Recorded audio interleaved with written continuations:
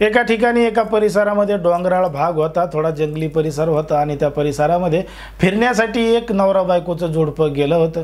आता त्या ठिकाणी नवरा बायकोचं जोडपं फिरायला गेलं। त्या ठिकाणी एक मंदिर होतं, त्या मंदिराचं दर्शन घेतलं आणि त्या मंदिरापासून काही अंतरावर एक पाण्याचा ओढा होता आणि त्या ओढ्याजवळ हे दोघं जण गप्पा मारत बसलेले होते। आता आजूबाजूला सगळं सामसूम होतं, कोणीही जवळपास नव्हतं आणि हे दोघं जण एकमेकांना गप्पा मारण्यात दंग झालेले होते। तेवढ्यात त्या ठिकाणी 4 जण मद्यधुंद अवस्थेमध्ये म्हणजे दारू पिऊन त्या ठिकाणी आले होते आणि दारू पिऊन आल्यानंतर त्यांनी थेट त्या पुरुषाला पकडलं आणि त्याला मारहाण करायला सुरुवात केली। आता त्या पुरुषाला मारहाण करायला सुरुवात केली, बायको आरडाओरडा करत होती, वाचवा वाचवा म्हणत होती, तर दोघा जणांनी त्या महिलेला पकडलं आणि तिच्या अंगावरचे कपडे काढायला सुरुवात केली आणि नवऱ्यासमोरच बायकोसोबत नको ते कृत्य केलं आणि घडलं एक धक्कादायक प्रकरण, धक्कादायक घटना। नेमकं काय आहे संपूर्ण प्रकरण, कुठं घडली आहे घटना, हे आपण अगदी सविस्तरपणे पाहणार आहोत। पण जर तुम्ही अजूनही आपलं चॅनल सबस्क्राईब केलं नसेल तर लगेच सबस्क्राईब करून घ्या आणि बाजूला असणाऱ्या बेल नोटिफिकेशनला सुद्धा ऑन करायला विसरू नका। आता ही जी संपूर्ण घडलेली घटना आहे ती आहे मध्य प्रदेशमधल्या रीवामधील गुड पोलीस स्टेशनच्या हद्दीमध्ये भैरव बाबा नावाचा डोंगर आहे। याच डोंगराजवळ सोमवारी 21 ऑक्टोबर रोजी घडलेली घटना आहे आणि या ठिकाणी या परिसरामध्ये एक तरुण नवरा बायकोचं जोडपं फिरायला आलं होतं आणि फिरायला आल्यानंतर त्यांनी मंदिरामध्ये दर्शन घेतलं आणि मंदिरापासून काही अंतरावर एक ओढा होता, त्या ओढ्याजवळ पाण्याजवळ हे दोघं जण गप्पा मारत बसलेले होते। सगळं काही वातावरण सुमसाम झालेलं होतं आणि हे दोघं जण एकमेकांना गप्पा मारण्यामध्ये अगदी तल्लीन झालेले होते। कोण येतंय कोण जातंय यांच्याकडे काहीही लक्ष नव्हतं। मग त्या ठिकाणी जोडपं गेलंय म्हणून काही जणांची नजर त्यांच्यावर गेली आणि नजर गेल्यानंतर त्या ठिकाणी दारूच्या नशेत मद्यधुंद अवस्थेत 4 जण पोहोचले। आता 4 जण पोहोचल्यानंतर त्यात 4 जणांपैकी 2 जणांनी त्या पुरुषाला पकडलं, मारहाण करायला सुरुवात केली आणि मारहाण करून त्या पुरुषाला त्या ठिकाणी धरून ठेवलं। 2 जणांनी धरून ठेवलं आणि तिकडं ती महिला आरडत होती, ओरडत होती, वाचवा वाचवा म्हणत होती, तर त्या महिलेला सुद्धा 2 जणांनी पकडलं आणि तिच्या अंगावरचे कपडे काढायला सुरुवात केली। नवरा सुद्धा ओरडत होता, त्याला जबर मारहाण केली, त्याला 2 जणांनी दामून ठेवलं आणि त्या महिलेसोबत तिच्या नवऱ्यासमोरच नको ते कृत्य केलं। मग 2 जण तिच्यासोबत नको ते कृत्य करत होते।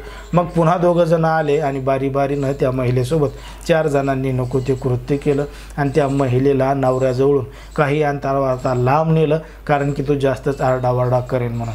नवऱ्याला एका ठिकाणी धरून ठेवलं आणि त्या महिलेला पुन्हा काही अंतरावर नेल्यानंतर 1 तास अशाच पद्धतीनं त्या महिलेसोबत हे सगळं प्रकरण घडलं आणि हे सगळं घडत असताना एक जण त्या महिलेसोबतचा सगळा व्हिडिओ मोबाईलमध्ये रेकॉर्ड करत होता, व्हिडिओ शूटिंग काढत होता आणि जेव्हा त्यांचं मन भरलं तेव्हा ते त्या ठिकाणाहून निघून गेले। पण मात्र जाता जाता त्या जोडप्याला धमकी देऊन गेले की जर तुम्ही ही घटना हे प्रकरण कोणाला सांगितलं तर तुमचा हा व्हिडिओ सोशल मीडियावर व्हायरल करू, मग तुमची बदनामी होईल, नाहीतर मग तुम्हाला जीवे मारू, अशी धमकी त्या नवरा बायकोच्या जोडप्याला दिली आणि त्या ठिकाणाहून निघून गेले। आता त्यांचं काम झालेलं होतं, ते जोडपं त्याने त्या ठिकाणी सोडलेलं होतं। नवरा बायको मोठ्या प्रमाणात घाबरलेले होते, काय करावं काय नाही त्यांना समजत नव्हतं। अखेर कसेबसे ते घरी पोहोचले आणि त्यांनी एक मोठा निर्णय घेतला। दुसऱ्या दिवशी सकाळी ते पोलीस स्टेशनला गेले आणि पोलीस स्टेशनमध्ये जाऊन त्यांनी त्या आरोपींविरोधात तक्रार दाखल केली, फिर्याद दाखल केली। आता आरोपी कोण होते काय होते त्यांना काहीही माहीत नव्हतं, पण संशयित आरोपींची 4 नावं त्यांच्यामध्ये दिली की ते 4 जण होते म्हणून। मग पोलिसांनी त्यांचं वर्णन विचारलं, कसे होते काय होते, तेव्हा त्या महिलेनं सांगितलं की एका आरोपीच्या हातावर आणि छातीवर टॅटू काढलेला होता आणि त्याचं वर्णन त्याच्यामध्ये सांगितलेलं होतं। मग पोलिसांनी त्याच माहितीच्या आधारे ते जे परिसर आहे त्या परिसरामधल्या 100 जणांची चौकशी केली होती की या 100 जणांपैकी कोणी आहे का। पोलीस आणखीनही जणांचे चौकशी तपास करत होते, पण मात्र या 100 जणांपैकी एका आरोपीवर पोलिसांना संशय आला आणि तो संशयास्पद वाटल्यामुळं पोलिसांनी त्याला ताब्यात घेतलं आणि त्याची चौकशी केली असता समजलं की त्या 4 आरोपींपैकी हा सुद्धा एक आरोपी आहे, तर याचे अन्य 3 साथीदार जे आहेत ते अजून सुद्धा फरार आहेत। पण मात्र पोलिसांनी एका संशयित आरोपीला ताब्यात घेतलेला आहे, अन्य 3 फरार आहेत, त्याला सुद्धा लवकर ताब्यात घेतील आणि कायदेशीर कारवाई कारवाई करतील असं पोलिसांकडून सांगण्यात आलेलं आहे। पण मात्र समाजामध्ये, देशामध्ये, राज्यामध्ये कशा पद्धतीच्या घटना घडतात हे तुम्हाला या संपूर्ण प्रकरणावरून लक्षात आलेलं असेल।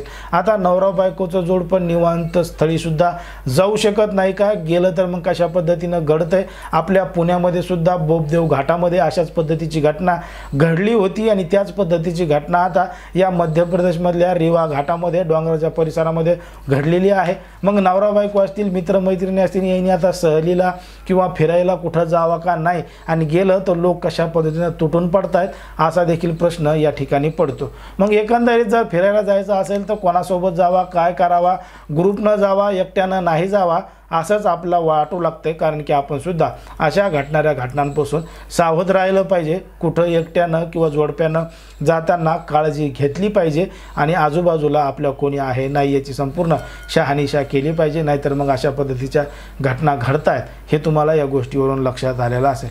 एकंदरीत या संपूर्ण प्रकरणामध्ये ज्या पद्धतीनं घडलंय त्याच्यावर तुम्हाला काय वाटतं हे अगदी स्पष्टपणे कमेंटमध्ये सांगा।